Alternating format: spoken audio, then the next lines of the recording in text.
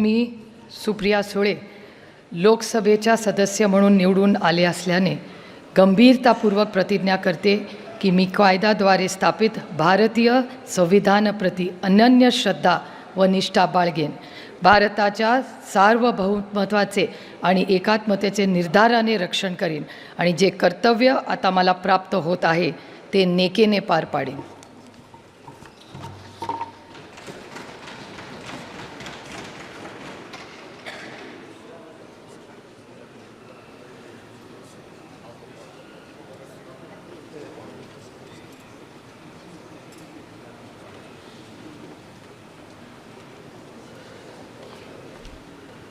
Doctor Amol Ram Singh Kolhe.